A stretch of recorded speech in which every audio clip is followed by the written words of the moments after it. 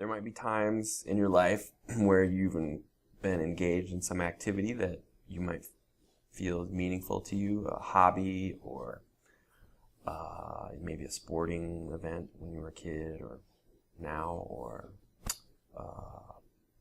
taking your kids to soccer, whatever that may be, that are things that you really like to do. And you may have noticed that there were times during doing those activities where you were maybe really engaged with it, and maybe times where you're not paying so close attention to what's going on.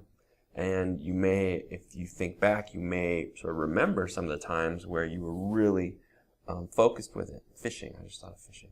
That you were really focused with it, and you might remember those times because there's a good chance that when you were really engaged with it and really focused, that the activity was a lot more satisfying somehow, and there was sort of a flow, and you were really in it, and so it was maybe really satisfying, and probably you were a lot better at it. You were probably pretty good at it. On the other hand, there might also be different situations that you've encountered in life where you can really sort of remember maybe it was a time of like connecting with nature, a significant moment connecting with nature, or maybe you were really sick, or maybe you were in the midst of a car accident, or maybe you were being mugged, or sort of paradoxically, those also might be times where you sort of got really focused, where maybe injury or your life is in danger, and you're really relaxed and really sort of like present in the moment. You know, people say like time slows down, and there's some interesting things that happen, and a lot of times people's lives are never the same after that. You might say, well, yeah, that's because they almost died.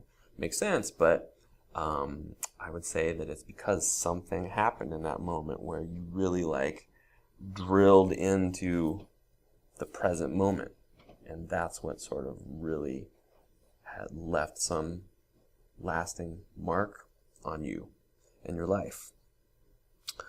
And so we can train ourselves to experience these levels of focused attention or relaxed attention, and so all of the things that we do in life can be more satisfying, and we can be a lot better at it all the time if there's that level of attention there.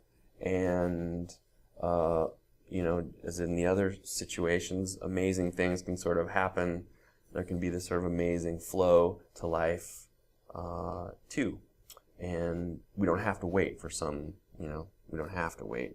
random traumatic event to happen to us, or we don't have to wait for it to randomly happen. We can actually train ourselves to experience those things. And that, again, has to do, the key to that has to do with our attention. What's happening with our attention in those moments.